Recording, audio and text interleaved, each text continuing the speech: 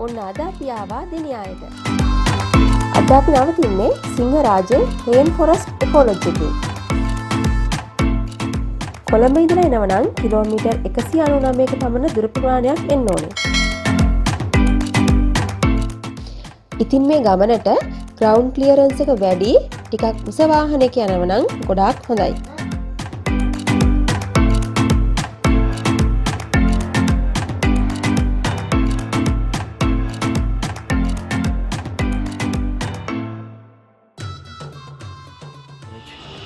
So ඔගොල්ලෝ මට ඇවිල්ලා ඉන්නේ Rainforest Echolodge එකට.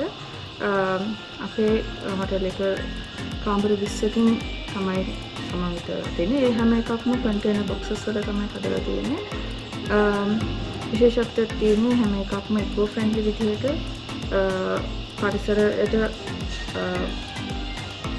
මුසුකොල්ලා තමයි හදලා තියෙන්නේ. එතකොට ෆොරස්ට් ඒජ් එකේ තියෙන නිසා අපිට ශ්‍රී ලංකාවේ වැදගත් ස්ථානයක් වන සිංහරාජය නරඹන්න හැම කෙනෙකුටම අවස්ථාවක් තියෙනවා.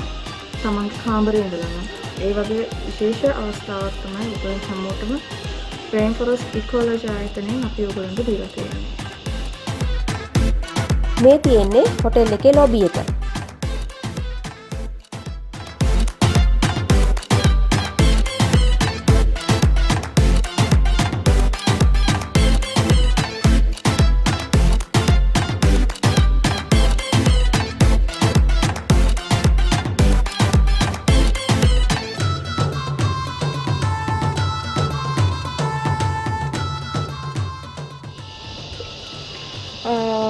මේ තියෙන අපේ හැම කාමරයක්ම මේ විදිහට තමයි කන්ටේනර් බොක්ස් එකක් යූස් කරගෙන හදලා තියෙන්නේ. ඊට අමතරව අපිට පිටිපස්සෙන් පේන්නේ සිංහරාජ වනාන්තරය.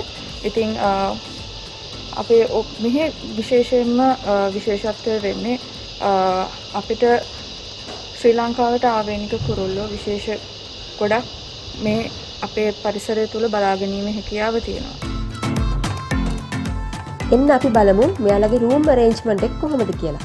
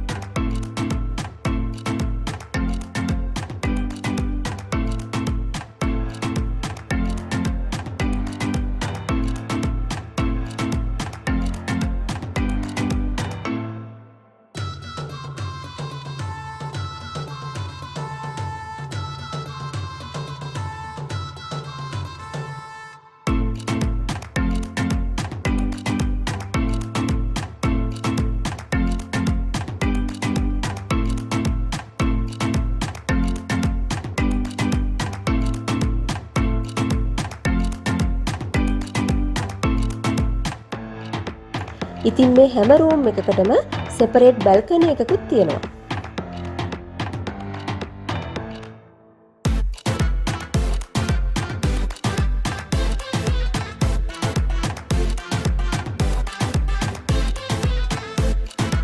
මේ තියෙන්නේ කොෆි ෂොප් එක.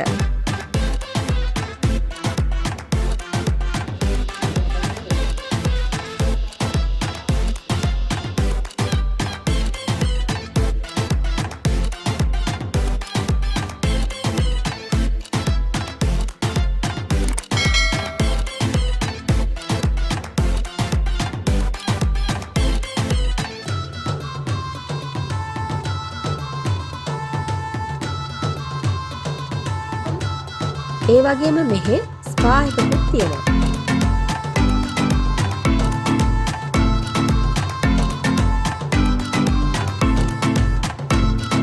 මේ තියෙන්නේ රෙස්ටුරන්ට් එක.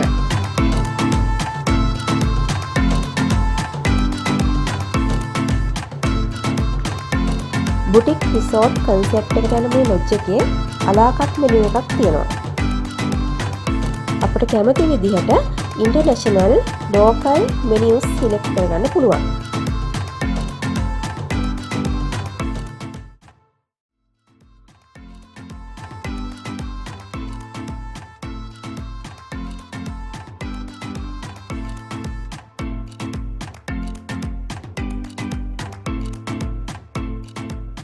පුළුවන් අපේ සිංහරාජ Rainforest Echolodge එකේ ආයතනයට ආවොත් ඕගොල්ලන්ට අපේ ආයතනින්ම සිංහරාජ වනාඩිය බලන්න යන්න පුළුවන්කම තියෙනවා. ඒකෙදි අපි ගාව waterfall trail එකක් තියෙනවා. එතන පිටමංගල දොළ සහ කොල්ලව දොළ කියන දොළවල් දෙකේම waterfall එක ගාවට යන්නත් පුළුවන්. ඕගොල්ලන්ට ආරක්ෂිතව සුරක්ෂිතව පොඩි අයට උනත් නාන්න පුළුවන් තැනකුත් තියෙනවා. එතන විනෝද වෙන්න පුළුවන්. ඊට අමතරව අධ්‍යාපනික චාරිකාවක් හැටියට වනාන්තරයේ ඇතුළට යන්න අවශ්‍ය නම් අපේ nature trail එක තියෙනවා. ඒකෙදි අපිට කැලේ ස්ටේජස් 3කට යන්න පුළුවන්කම තියෙනවා. Rainforest එකයි ඊට පස්සේ secondary forest එකයි අන්තිමට grassland එකකට යන්න පුළුවන්කම තියෙනවා. ඊට අමතරව එතනත් අපිට තියෙනවා බාඳුරාගල waterfall එකත් බලන්න යන්න පුළුවන්කම තියෙනවා.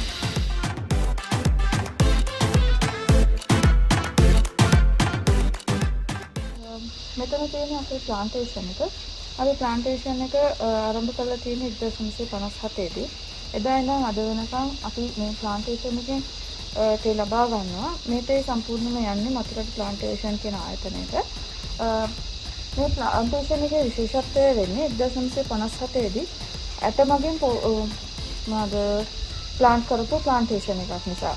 ඉතින් එදා ඉඳන් අද වෙනකම් අවුරුදු ගානම අදටත් අපිට බලු දෙන ප්ලාන්ටේෂන් එකක් වෙනවා.